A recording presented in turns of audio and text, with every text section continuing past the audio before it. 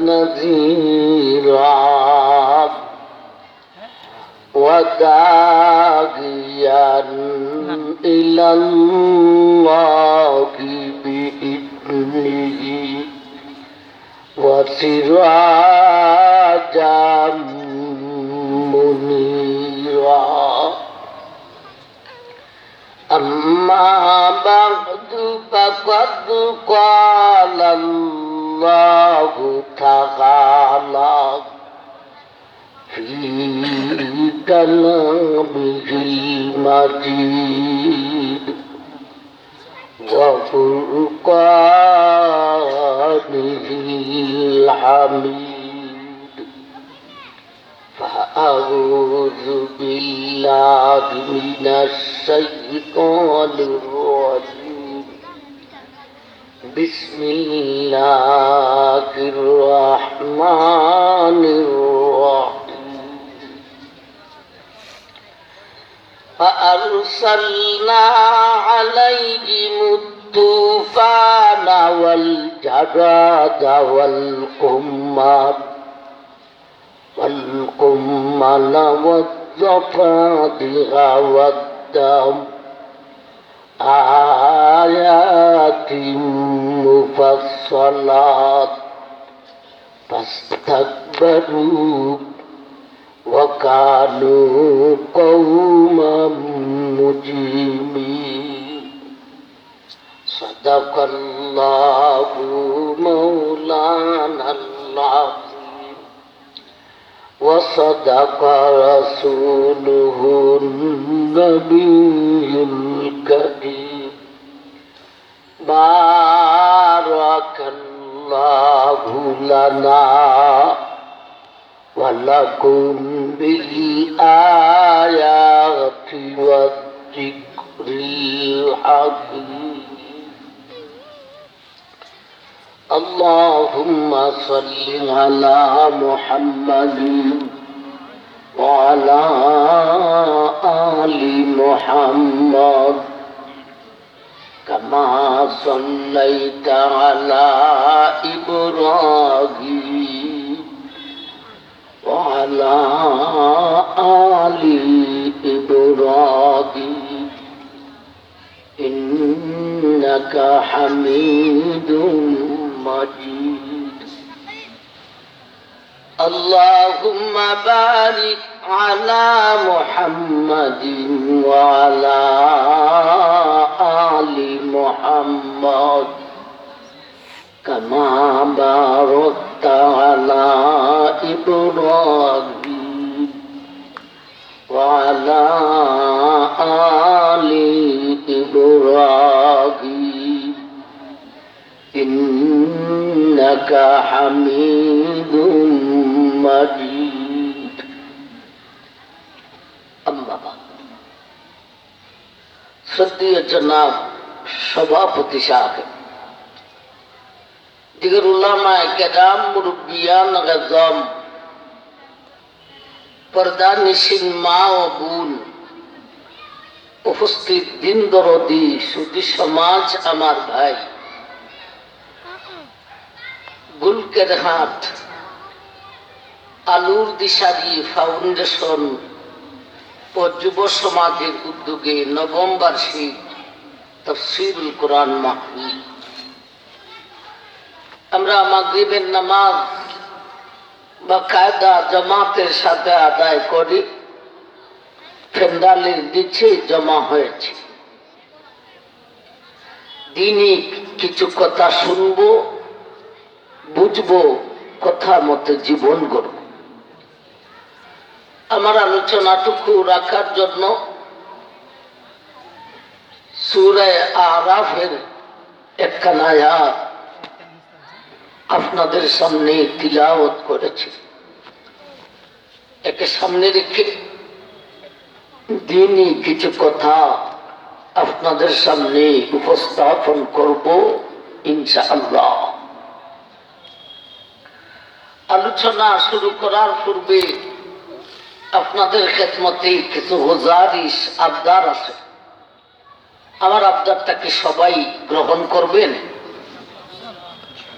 তাইলে ডান বাম পিছন তিন দিক থেকে উইঠা দাঁড়াইয়া হাইটা আমার সামনে গুল হইয়া জমাট হইয়া সুন্দর হয়ে বসো। মেহেরবানি করে পিছন থেকে উঠেন,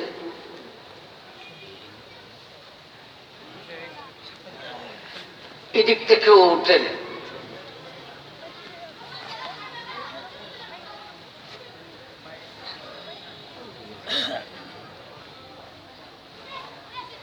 মেহরবানি করে একটু উঠেন, উঠে অন্য ভাইদের কাছে আসেন। আপনারা ওদিক থেকে উঠেন ভাই, পরিবেশটা সুন্দর করেন।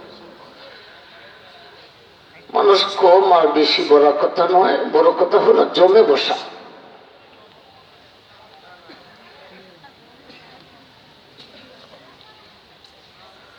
আমি আলোচনায় যা জিজ্ঞেস করবো হা না ঠিক বিঠিকের উত্তরটুকু সবাই জোরে সুরে দিতে হবে, পারবেন? গুরুত্বপূর্ণ কথা শুনলে জোরে সুরে সুবহান আল্লাহ বলতে হবে, পারবেন?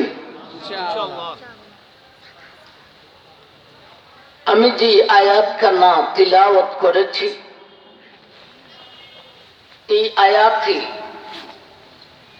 আল্লাহ ফেরাউন এবং ফেরাউনের গোত্রের উপর 5টি গজব নাজিল করেছিলেন। এই 5টি গজবের আলোচনা। ফেরাউনের গোত্রের উপর 5টা গজবই আসে নাই, আরো গজব আসছিল। ফি 9 আয়াত, 9টা গজব আসিয়াছিল। আমরা শুধু আজকের আয়াতেই সীমিত থাকব।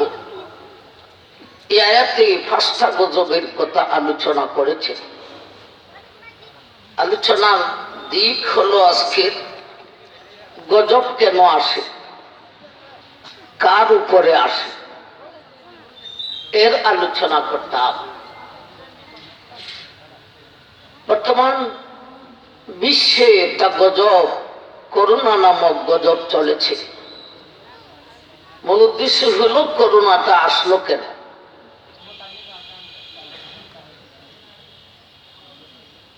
আমার ভাই ফেরাউন মিশরের বাদশার যে প্রেসিডেন্ট হইত, মিশরের বাদশা মিশরের প্রেসিডেন্ট, তার উপাধি হইত ফেরাউন। যেই ফেরাউনের সঙ্গে মুসা নবীর সংঘর্ষ হয়েছিল, যাকে আমরা ফেরাউন বলে ডাকি, তারও একটা নাম ছিল। ফেরাউন ছিল তার উপাধি। ফেরাউনের নামটা কি আপনারা জানেন না বলবো? বলতাম। ফেরাউনের নাম ছিল বুশ। শুধু বুশ নয়, একটু জয়েন আছে, তা হলো কাবুস। বলুন ফেরাউনের নামটা কি ছিল? কাবুস। তাহলে বুশ নতুন নয়, এটা অনেক পুরাতন বুশ। ফেরাউন তখন সময়ের বিশ্বের পরাশক্তি ছিল, খুদাই দাবি পর্যন্ত করেছিল। তার দেশে এক পাদ্রী স্বপ্ন দেখল।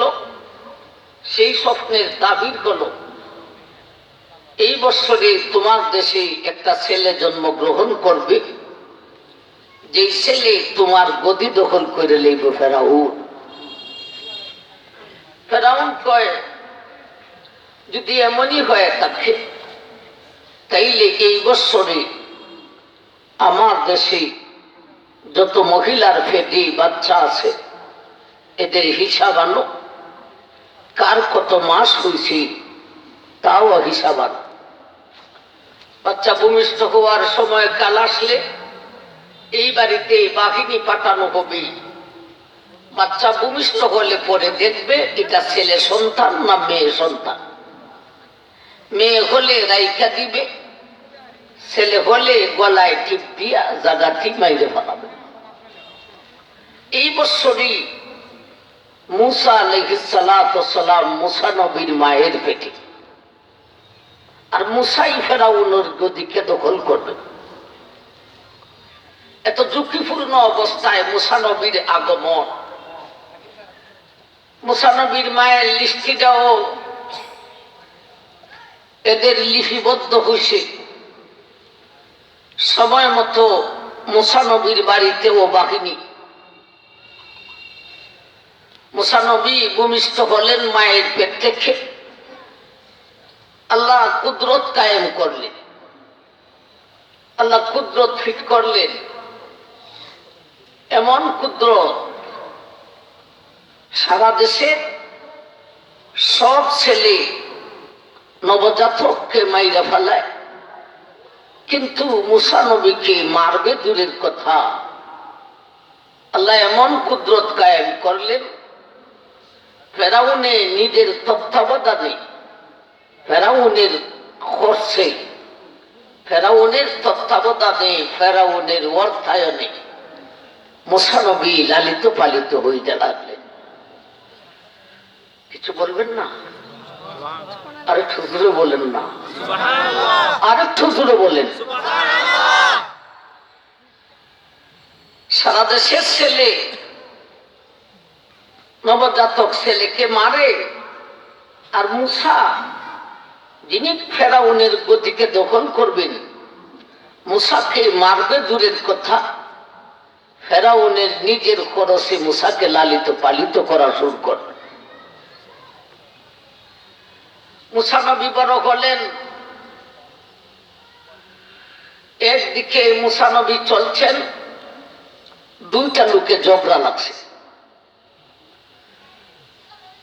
একটা হলো বনি ইসরাইলের গোত্রের মুসা নবী, তিনি নিজেও বনি ইসরাইলের গোত্রের, কিন্তু লোকজন তো তা জানে না। লোকজন জানে ইনি হলেন ফেরাউনের পালক পুত্র। মুসা নবী একদিকে যাচ্ছেন, চলার পথে দুই ব্যক্তি ঝগড়া লাগছে। একটা লোক হলো বনি ইসরাইলের গোত্রের, আরেকটা লোক হলো কিপ্তির বংশের ফেরাউনের গোত্রের লোক। দুইজনে ঝগড়া লাগছে।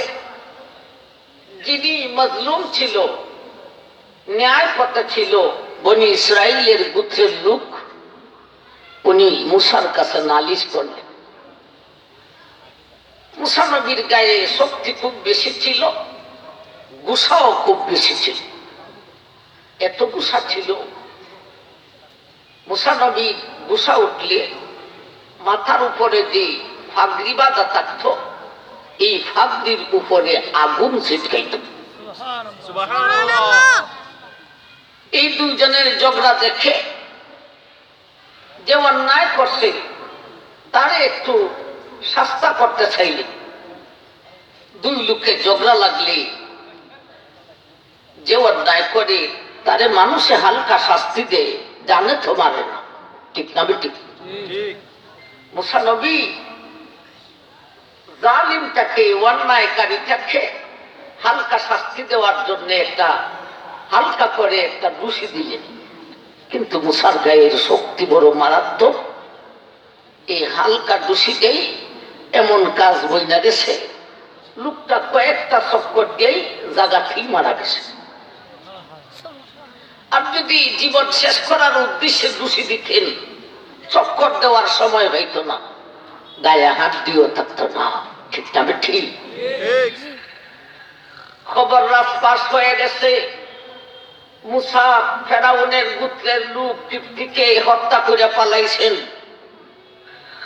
দূর থেকে খবর আসছে, মুসা তুমি জলদি পলায়ন করো, ফেরাউন তোমাকে জানে মেরে। মুসা নবী দেশ ত্যাগ করলেন, মাদায়েন শহরে গেলেন। সেই দেশ নিরাপদ দেশ, সেখানে ফেরাউনের নেতৃত্বটা চলে না। সেই দেশে আল্লাহর এক নবী হযরত শুআয়ব আলাইহিস সালাতু সালাম আল্লাহরই কুদরতের সাহায্যে মুসা নবী, শুআয়ব নবী ছিলেন না, জানেন না, বাড়িও ছিলেন না। আল্লাহর কুদরতের সাহায্যে মুসা নবী সোয়েব নবীর বাড়িতেই দিন পাত কাটাতে লাগলেন। এটা আল্লাহর আরেক কুদরত। ঘটনা পূর্ণ বলা উদ্দেশ্য নয়, আমরা আমাদের আয়াতে আসলাম। সেখানেই মুসা নবী দিন রাত কাটাতে লাগলেন। অনেক বছর সোয়েব নবীর বাড়িতে রইলেন। সোয়েব নবীর বড় মেয়ে বিবি সফুরাকে বিয়াও করলেন। সোয়েব নবী শ্বশুর আব্বা মুসা নবীকে হাতের একটা আসা, একটা লাঠি দান করলেন। এই লাঠিটারও একটা ইতিহাস আছে, বলার সময় নেই। এই লাঠিটা হলো জান্নাতি লাঠি। কিছু বলেন না আপনারা? গুরুত্বপূর্ণ কথায় সুবহানাল্লাহ বলার চেষ্টা করবেন। হ্যাঁ না ঠিক বিটিকের উত্তর দেওয়ার চেষ্টা করবেন। পারবেন? ভালো করে ওয়াদা করেন, পারবেন? মুসা আলাইহিস সালাতু সালামকে সোয়েব নবীর বাড়িতে সময় মতো আল্লাহ মুসাকে নবুয়তি দান করলেন। আল্লাহ মুসাকে আদেশ করলেন, ন মুসা, তুমি তোমার দেশে প্রত্যাবর্তন করো। যেই ফেরাউনের বয়েতে দেশ ত্যাগ করে এই দেশে আসছিলে, আবার তুমি সেই ফেরাউনের দেশে যাও, যে ফেরাউনকে ঈমানের দাওয়াত দাও। মুসা, তুমি যে ফেরাউনের দেশে যাইবে, লুকিয়ে নয় প্রকাশ্যে যাইতে হবে। আর ফেরাউনকে যে ঈমানের দাওয়াত দিবে, তাও লুকাইয়া নয়, প্রকাশ্যে ঈমানের দাওয়াত দিতে হবে। প্রকাশ্যের সিস্টেমটা কি? যখন ফেরাউনের সংসদ চলে, সংসদে সব এমপি মন্ত্রী থাকে, তখন সংসদের ভিতরে যাইয়া ফেরাউনকে ঈমানের দাওয়াত দিতে হবে। ফেরাউনের সংসদ যখন চলত, সংসদের ভিতরে এমপি মন্ত্রী তো থাকতই, সংসদের বাহিরে নানা জাতের বাহিনী, নানা জাতের বস্ত্র নিয়ে থাকত। আর বাহিনী থেকে আরেকটু আগে জাদুকরের মাধ্যমে অনেক সাপ বিচ্ছু বাঘ ভাল্লুক রাইখা দেওয়া হইত, যাতে করে কোনো দুশ্মন সংসদের ভিতরে প্রবেশ করে হামলা করতে পারে না। ও মুসা, তুমি তোমার দেশে প্রত্যাবর্তন করো, চুপে চুপে নয়, প্রকাশ্যে। আবার ফেরাউনকে দাওয়াত দিবে প্রকাশ্যে। প্রকাশ্যের সিস্টেমটা কেমন? তার সংসদ যখন চলে, সাপ বিচ্ছু বাঘ ভাল্লুককে অতিক্রম করে নানা জাতের বাহিনী, নানা জাতের অস্ত্র নিয়ে দাঁড়ানো, এদেরকে অতিক্রম করে সংসদের ভিতরে গিয়া এমপি মন্ত্রীর সামনে ফেরাউনের কাছে দিয়া তুমি বলবে, লা ইলাহা ইল্লাল্লাহ মুসা কালিমুল্লাহ। মুসা বললেন, আল্লাহ আমার ভয় লাগে। যে ফেরাউনের বয়েতে আমি দেশ ত্যাগ করে আসি, এই ফেরাউনের দেশে আবার যাইতাম, তা ঈমানের দাওয়াত দিতাম, তাও প্রকাশ্যে একেবারে সংসদের ভিতরে প্রবেশ করে। আল্লাহ আমার ভয় লাগে। তথাপিও তুমি আল্লাহ আমাকে আদেশ করেছো, আমি এই কাজ করব ইনশাল্লাহ। তবে আমার একটা আবদার পূরণ করো আল্লাহ। আমার একটা ভাই আছে, আমার বড়, তার নাম হলো হারুন, তারে অনুভূতি দিয়া দেও এবং তাকেও সেই আদেশ করো। দুই ভাই মিলে অন্তত এই কাজটা করি। মায়ের পেটের একটা ভাই যদি সাথে থাকে, সাহসটাই অন্যরকম থাকে। আল্লাহ বলেন, মুসা আমি মঞ্জুর করে নিলাম। হারুনকে নবুয়ত দিলেন। এবারে মুসা আলাইহিস সালাতু সালাম বিবি বাচ্চা নিয়া নিজের দেশে প্রত্যাবর্তন করলেন। হারুন বড় ভাইকে নিয়া মুসা আলাইহিস সালাতু সালাম সংসদের দিকে রওনা দিলেন। হাতে অস্ত্র কি? মাত্র শ্বশুর আব্বার দেওয়ার একটা লাঠি। দুজন আসলেন সাপ বিচ্ছুর কাছে। সাপ বিচ্ছু হামলা করবে দূরের কথা, নেশ দিবে দূরের কথা, সাপ বিচ্ছু রাস্তাকে ক্লিয়ার করে দিয়েছে। আসলেন বাঘিনীর কাছে। বাঘিনীরা নানা জাতের বাঘিনী, হাজারো বাঘিনী, হাজারো জাতের অস্ত্র নিয়ে দাঁড়ালো। বাঘিনীদের কাছে আসলেন। বাঘিনীরা বলে, তুমি কি চাও? তোমার পরিচয়? আমি চাই সংসদের ভিতরে ঢুকা ফেরাউনকে ইমানের দাওয়াত দিতাম। তোমার পরিচয়? আমি সেই মুসা, ফেরাউনের ফালক পুত্র। আমি ফেরাউনের পুত্রের লোক কিপ্তিকে রুশি মেরে হত্যা করে দিয়েছিলাম। আল্লাহ আমাকে এবং আমার ভাইকে নবুয়ত দিয়েছেন। আমরা দুই ভাইকে আল্লাহ আদেশ করেছেন প্রকাশ্যে সংসদের ভিতরে ঢুকা তোমাদের খোদা লাগেনি নাউজুবিল্লাহ ফেরাউনকে ইমানের দাওয়াত দেওয়ার জন্য। এরা বলে, তোমার হাতে কিচ্ছু নাই, কোনো অস্ত্র নাই, মাত্র দুইজন। আমরা হাজারো বাঘিনী, হাজার জাতের অস্ত্র নিয়ে দাঁড়ানো, তোমাকে তো মাইরে ফেলামু। মুসা বলেন, মরণ যদি খোদার পক্ষ থেকে আসে তাহলে মারতে পারবে, আর না হলে মারা সম্ভব হবে না। মরণের ফয়সালা জমিন থেকে হয় না, মরণের ফয়সালা হয় আরশে আজিম থেকে। মারতে চাও মেরে ফেলো। বাহিনীর মধ্যে লাগছে, একদলে কয় না মাইল না। আমরা এক কাজ করি, এই সংবাদটা আমরা যাহা পড়া খুদাজি নাউজুবিল্লাহ ফেরাউনের কাছে পৌঁছাই দিই, দেখি উনি কি বলে। ফেরাউনের কাছে বার্তা গেল, ওই মুসা আপনার ফালক ছেলে যে কিপ্তিকে হত্যা করেছিল, সে আসছে বাঘ ভাল্লুক অতিক্রম করে আমাদের কাছে। সে চায় সংসদের ভিতরে ঢুকা আপনাকে এক আল্লাহর দাওয়াত দিবি।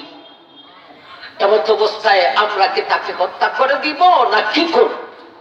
ফেরাউন বলে, ওরা কয়জন? ওরা মাত্র দুইজন। অস্ত্র কি? হাতে মাত্র একটা লাঠি।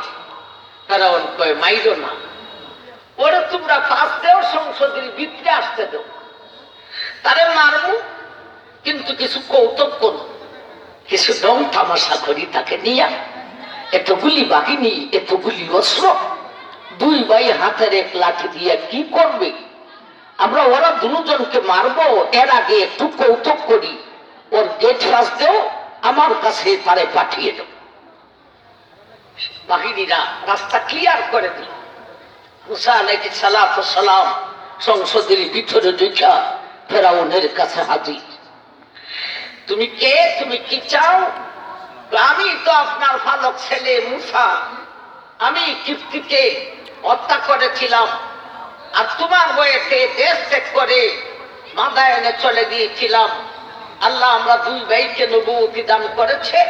আল্লাহর আদেশ হলো চুপে চুপে লুকিয়ে নয়, সংসদের ভিতরে প্রবেশ করে তোমার এমপি মন্ত্রীর সামনে তোমাকে ইমানের দাওয়াত দিতাম। তুমি কো লা ইলাহা ইল্লাল্লাহ মুসা কালিমুল্লাহ। ফেরাউনে হাসছে, তোমার এত সাহস? আচ্ছা, তুমি যদি নবী হয়েই থাকো, তোমাকে নিয়ে একটু কৌতুক করি। এ কৌতুক করে। নবী যদি হয়ে থাকো, নবীদের তো মুজিজা থাকে, অলৌকিক ঘটনা থাকে। তুমি একটা অলৌকিক ঘটনা কিছু দেখাও না, দেখি তুমি কি নিয়ে আসো। মুসা আল্লাহকে বলেন, আল্লাহ কি দেখাইতাম? আল্লাহ বলেন, তোমার হাতের লাঠিটা ছাড়িয়ে দাও। فألقى عصاه فإذا هي ثعبان مبين الله أكبر। মুসা হাতের লাঠিটা ছাড়িয়ে দাও। মুসা হাতের লাঠিটা ছাড়িয়ে দিলেন। فإذا هي ثعبان مبين। সঙ্গে সঙ্গে হাতের লাঠিটা বিশাল একটা অজগর সাপ হইয়া গেল।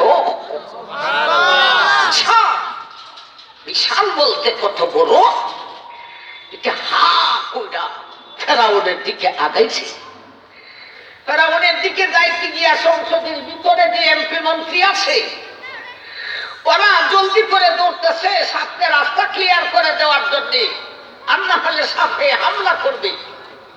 এত বড় সাপ হয়েছে, সাপে কামড় দিতে হয় নাই, নেশ দিতে হয় নাই, সাপের নিচে পুইরা তলে পুইরা এমপি মন্ত্রী কয়েকজন জায়গাতে মারা গেছে। কামড় দিছে না নিচে পুইরা তলে পুইরা মারাই গেছে। কত বড় সাপ। এখন ফেরাউন কয়, ও মুসা, এবার আমি আর না আগে এটা পরের কথা, আমি মুসা আগে আমারে বাঁচাও, আমার ভাই আগে বাঁচাও। মুসা বলেন, আল্লাহ এখন কি করতাম? তোমার হাতটা শুধু সাপের মধ্যে লাগাইয়া দাও। হাতটা লাগাইলাম, লাডি আবার লাডি হয়ে গেছে। এখন তো ফেরাউনের ভয় লাগছে, কাঁপুছে। এখন কি করা যায়? মুসা নবী বলেন, আর দুই একটা দেখবেন না? আরো কি অঘটটা দেখাবো? এমপি মন্ত্রীরা কয়, মুসা দেখাইতে পারো, তবে আমাদেরকে জানে বাঁচাই।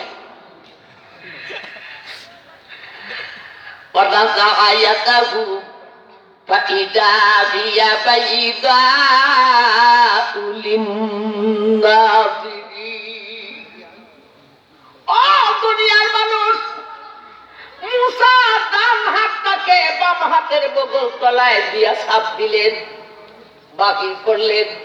এখন হাত থেকে আলো আসা শুরু হয়েছে, ফাঁস ব্যাটারি লাইটের ন্যায় হুকাপ দেওয়া শুরু করেছেন, এইদিকে নাড়াচাড়া সরা শুরু করেছেন, ওরা বন্ধ হওয়া শুরু হয়ে গেছেন। ফেরাউন কয়, মুসা রে, আমি অন্ধ হয়ে গেলাম, আগে আমারে বাঁচাও।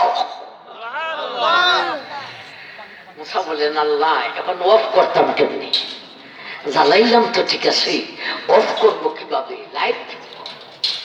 আল্লাহ বলেন, ওরে মুসা,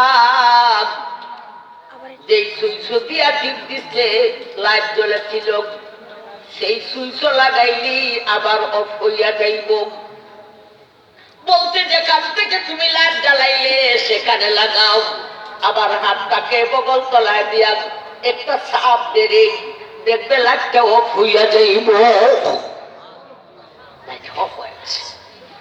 এই অবস্থা দেখা এমপি মন্ত্রী কয়েকজন তো সাপের নিচে বুইরা মারা গেছে, আর এই অবস্থা দেখা এমপি মন্ত্রী কয়েকজন কালিমা পড়ে ইমানদার হয়ে গেছে। ফেরাউনের কাপুরছে, হায় এখন কি করা যায়? এমপি মন্ত্রীরা একটু সাহস দিব জানি, বয়ের কিছু নাই, এম করলিমু, তেন করলিমু, ছিড়লিমু, দড়িলিমু, ফাইলিমু, খাইলিমু, মাইরালামু। সাহেব, রামন সাহেব, খুদা সাহেব, নাউজুবিল্লাহ, বয়ের কিছু নাই। সে মাথা এনে যাইয়া জাদু শিখে আছে, এগুলি তো জাদু। আমাদের দেশে জাদুকর কি অভাব আছে? তখন ফেরাউনের সরকারি খরচে, রাষ্ট্রীয় খরচে অনেক জাদুকর দেশের ভিতরে তৈরি করে রাখছে, হাজারো হাজার। মুসা থেকে একটা তারিখ দেন, এই তারিখে আমাদের দেশের বিশাল জনশূন্য মাঠে আমরা খেলাইব, আমরা দেশের জাদুকর সবাই না হাজির করবো, মুসায় দেখাইব, ওরাও দেখাইব, দেখাইব। ভয় পাইেন না, এদিন সে নবীও নয়, মুজে যাওয়া নয়, কিচ্ছু নয়, এটা জাদু। ঠিক আছে, মুসা থেকে তারিখ নাও। মুসা নবী তারিখ দিলেন, জাদুকর হাজারো হাজার জাদুকরকে খবর দেওয়া হয়েছে, দিন তারিখ ঠিক করা হয়েছে। দিন তারিখ মতে বিশাল জনশূন্য মাঠের মধ্যে দেশের মানুষ আর কি থাকে? মুসা এমন এমন হাতের লাঠি ছাইরা দিলে সাপ হইয়া যায়, মোকাবেলা করবে। দেশের মানুষ কি আর কেউ বাড়িতে থাকে? সব হাজির সেই মাঠে।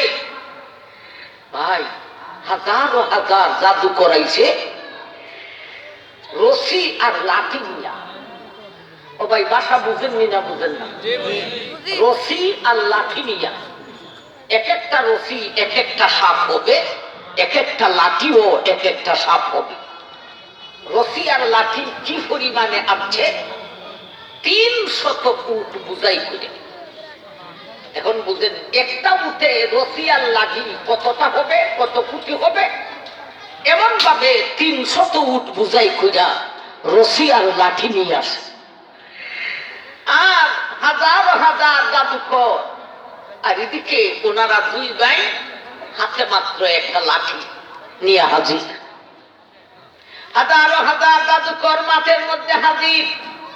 300 উট বুঝাই করে রশি আর লাঠি। ওরা জিজ্ঞেস করে, মুসা তুমি আগে দেখাইবা না আমরা আগে দেখাইব? মুসা নবী বলেন, না তোমরাই আগে দেখাও। ওরা 300 উট থেকে রশি আর লাঠি ছাইরা দিছে মাঠের মধ্যে। সব কয়টা এক একটা রশি, এক একটা লাঠি, এক একটা অজগর সাপ হইয়া সারা মাঠে কোটি কোটি সাপ সব মুসা আর হারুনের দিকে হা করে আগাইতেছে। ভয় পাওয়ার কথা নেই না, কথা না। فأوجس في نفسه خيفة موسى। মুসা কিছুটা ভয় পেয়ে গেছেন। আরে আমার ভাই ভয় পাওয়ার কথা নেই না, কথা না। মুসা যদিও নবী, যাতে কি মানুষ না, মানুষ না, মানুষ। তবে আমাদের মতো নয়, আমরা হলাম উম্মত, ওনারা হলেন নবী। এতগুলি কোটি কোটি সাপ দুইটা মানুষের দিকে হাত করে আগাইতেছে, ভয় হইতো না? একটা সাপ যদি এখন এখানে ঢুকে, আপনারা কি কেউ থাকবেন? না, আমি থাকবো, আমি উজুরত থাকতাম না। فأوجس في نفسه خيفة موسى। ও দুনিয়ার মানুষ, আমার মুসা ভয় পাইয়া গেলেন। আল্লাহ ডাক দিয়া বলেন, লা তাখাফ ইন্নাকা আনতাল আ'লা। মুসা তুমি ভয় পাইও না, আজকের দিনে আমি আল্লাহ তোমাকে বিজয়ী করিব। বিসমিল্লাহ করে তোমার হাতের লাঠিটা ছাড়িয়া দাও। মুসা ছাড়িয়া দিলেন লাঠি। এত বড় সাপ উঠে, ভাই সংসদেও ছাড়ছিলেন, সাপ উঠিল, সাপের তলে ঘুরে 1-2 জন মারা গেছিল। আর এখন যে ছাড়ছেন সংসদের সমান নয়, এর চাইতে আরো 1000 গুণ বড় এত বড় সাপ হইছে। এই সাপটা যখন শ্বাস চাইরা শ্বাসকে টান দিছে, মাঠে যত কোটি কোটি সাপ ছিল 300 বুঝাই করা সব ঠিক মুসা নবীর সাপের মুখ লাগে নাই, নাকের 2 ছিদ্রের ভিতর দিয়া সবটি সাপ প্রবেশ করে গেছে। وَأُلْقِيَ السَّحَرَةُ سُجَّدًا قَالُوا آمَنَّا بِرَبِّ الْعَالَمِينَ رَبِّ مُوسَى وَهَارُونَ। ও ভাইয়ারেন, হাজার হাজার জাদুকর সব একসঙ্গে সজিদায় পড়ে গেছেন। সজিদায় পড়িয়া কয়েন, আমান্না বিরব্বিল আলামিন, রব আলমের রবের প্রতি ঈমান আনিলাম। রব্বি মুসা ওয়া হারুন, হারুন আর মুসার রবের প্রতি আমরা সবে ঈমান আনিলাম। হাজার হাজার জাদুকর সব ঈমানদার হয়ে গেছে, সব মুসলমান হয়ে গেছে। সংসদের ভিতরে হয়েছিল কয়েকজন এমপি মন্ত্রী, আর এখন জাদুকর আর একজনও বাকি নাই, সব জাদুকর কালিমা পড়ে মুসলমান হয়ে গেছে। এদিকে মুসা নবীর বংশধর বনি ইসরাইল, ওনারাও কালিমা পড়েছে, মুসা নবীকে নবী হিসাবে বিশ্বাস করে ইমানদার হয়েছে। তথাপিও ইমানদারের সংখ্যা একেবারে লঘু, একেবারে কম, অল্প। আর ফেরাউনের পুত্র, ফেরাউনের বাহিনী, সারা দেশের সবাই ওরা সংখ্যা বড়। এইবারে ফেরাউনের পক্ষ থেকে মুসা নবী আর মুসা নবীর মুমিন উম্মতের উপর নির্যাতন শুরু হইল।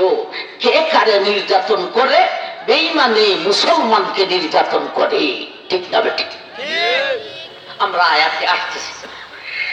এইবারে ফেরাউন বেঈমানের গোষ্ঠী, মুসা নবী আর মুসা নবীর মুমিন উম্মত ইমানদারদের উপর নির্যাতন শুরু হলো।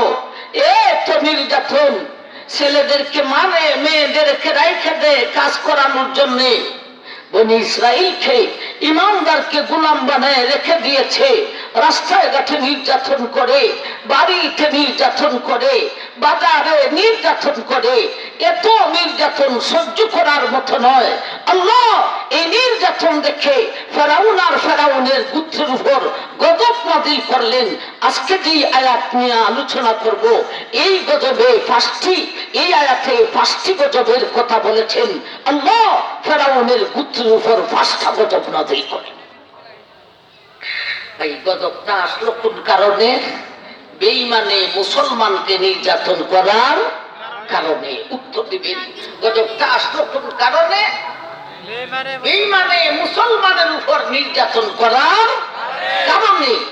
একটা ইতিহাস মাত্র টানছি, অতীতের ইতিহাস, একটা দুইটা নয়, অতীতের ইতিহাস একেবারে নূহ নবী থেকে নিয়া এ পর্যন্ত অতীতের ইতিহাস চাই না। দেখেন, যখনই গজব আসে, যখনই বেঈমান মুসলমানের উপর নির্যাতন করে, তখনই আল্লাহর পক্ষ থেকে গজব আসে।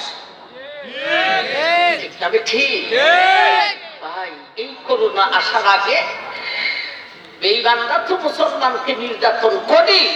এই করোনা আসার আগে চীন এর আগে মুসলমানের উপর নির্যাতন করে নাই।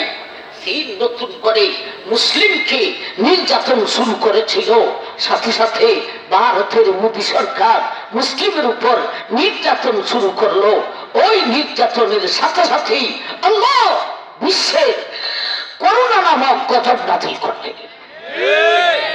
গজবটা আসে কোন কারণে? আলোচনায় কি বাকি হলো?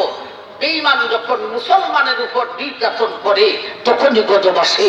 ফেরাউন যখন তার বাহিনী নিয়া মুসা আর মুসা নবীর মুমিন উম্মতের উপর নির্যাতন শুরু করলো, আল্লাহ ফেরাউন আর ফেরাউনের গোত্রের উপর গজব নাযিল করলেন। 1 নম্বর গজব, فأرسلنا عليهم الطوفان والجراد والقمل والضفادع والدم آيات مفصلات فاستكبروا وكانوا قوما مجرمين فأرسلنا عليهم الطوفان। ও বিশ্ববাসী, ফেরাউন যখন ইমানদারের উপর, মুসা নবী আর মুসা নবীর মুমিন উম্মতের উপর নির্যাতন শুরু করে দিল রে, আমি আল্লাহ সেই ফেরাউনি আর ফেরাউনের গোত্রের উপর গজব নাযিল করলাম। 1 নম্বর গজবের নাম হইল ফাআরসালনা আলাইহিমুত তুফান। তুফান নামক গজব নাযিল করিলাম। আল্লাহ তুফান নামক গজব নাযিল করলে 1 নম্বর গজবের নাম কি? তুফান।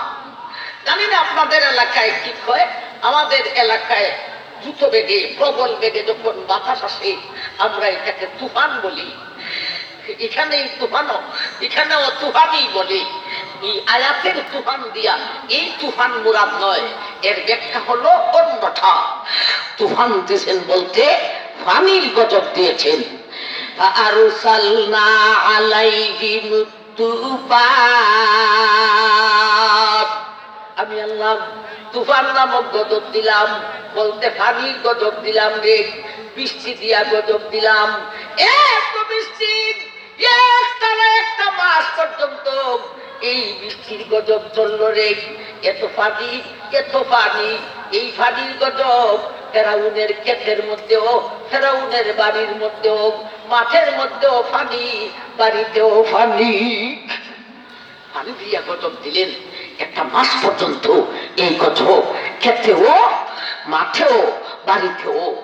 ভাই, মাঠে এমন ভাবে চিহ্নিত করে গজব আসলো, দুই ক্ষেতের মাঝখানে যে একটা বাঁধ থাকে, এটাকে আপনারা আই বলেন না লাই বলেন? আই।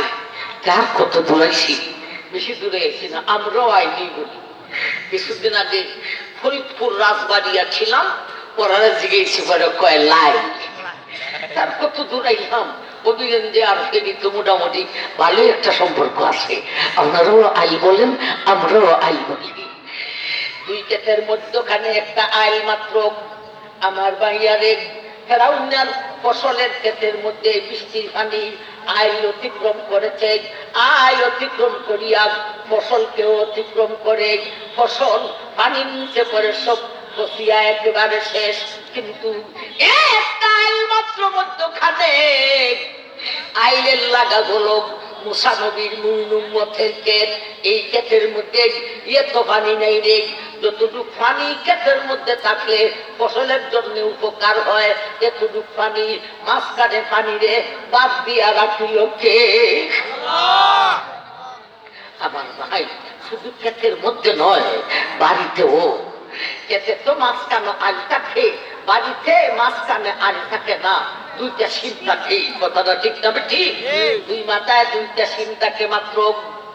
এই পানির গজব শুধু ফেরাউনের মাঝে নয় দেখ, ফেরাউনের ক্ষেতে নয় দেখ, যেমন ভাবে ফেরাউন আর ফেরাউনের পুত্রের বাড়িতেও পানি, তার বাড়িতে এত পানি, খাবারও ব্যবস্থা করতে পারে না, চুলা বানাইতে পারে না, থাকার ব্যবস্থা নাই, বসার ব্যবস্থা নেই, ঘুমের ব্যবস্থা নেই, এত পানি আর পানি।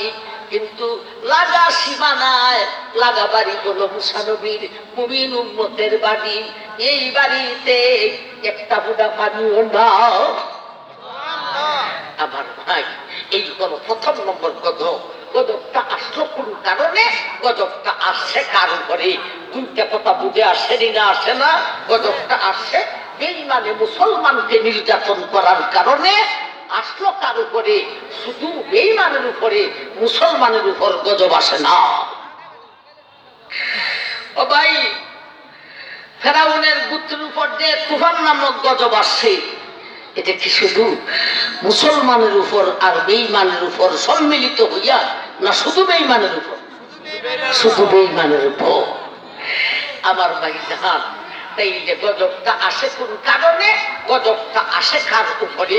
গজবটা আসে যখনই বেঈমানে মুসলমানকে নির্যাতন করে, তখনই গজব আসে। গজব মুসলমানের উপরে আসে না, আসে শুধু বেঈমানের উপরে। ঠিক না ঠিক? সুতরাং করুণা নামক গজব, এ আমার ভাই, এই গজব আসছে বিশ্বের বেঈমানে মুসলমানকে নির্যাতন করার কারণে। এই গজব মুসলমানের উপর আসে নাই, এই গজব আসছে শুধু বেঈমানের উপরে। মুসলমানের মসজিদ বন্ধ করার কোনো দরকার নেই, ওয়াজ বন্ধ করার কোনো প্রয়োজন নেই, মাদ্রাসা বন্ধ করার কোনো প্রয়োজন নেই। আমার ভাইজান, ইউরোপের অনেক মসজিদগুলি বন্ধ করে দিয়েছে।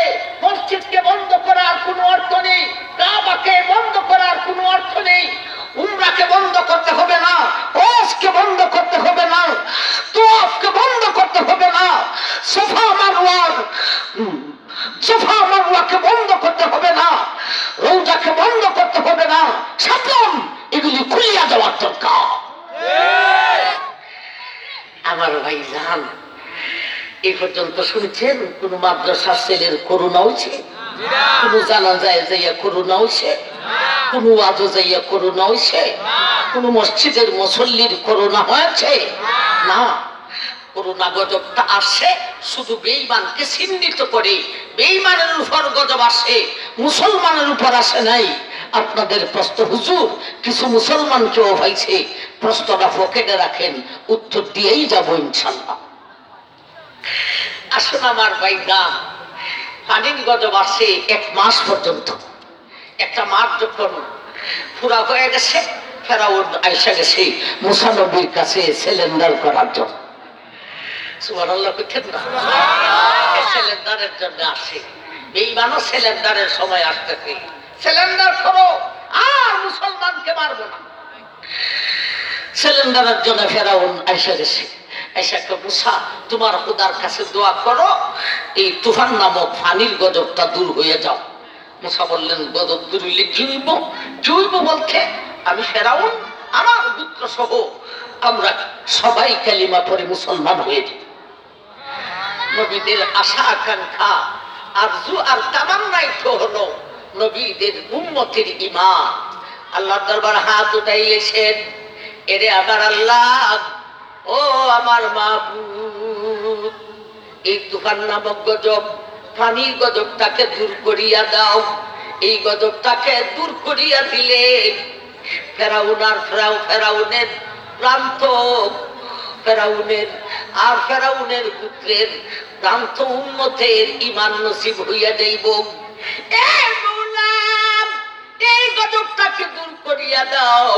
দূর করিয়া দিলে ফেরাউন আর ফেরাউনের পুত্রের ঈমান নসিব হইয়া যাইব। আমার ভাই বলুন, মুসা নবীর দোয়া আল্লাহ কবুল করবেনি না করবে না? গজব দূর গেছে। ফেরাউনে ঈমান আনতো নিনান্ত না। ঈমান আনবো দূরের কথা, এ উল্টা রাফারাফি করে দেখছো মুসার খুদায় গজব দিছিল, আর আমি ফেরাউন খুদায় মুসার খুদার সাথে লড়াই করে যুদ্ধ করে মুসার খুদাকে হারাইয়া দিয়েছি। মুসার খুদায় আমার সাথে পারে নাই। নাউযুবিল্লাহি মিন যালিক। এখন আবার ফেরাউন হে খুদাই দাবি কঠোর রয়েছে, এখন আবার নির্যাতন শুরু করছে। অনেক বছর পর্যন্ত নির্যাতনের পর নির্যাতন, আল্লাহ আর একটা গজব নাযিল করলেন। فأرسلنا عليهم الطوفان والجراد والقمل والضفادع والدم آيات مفصلات فاستكبروا وكانوا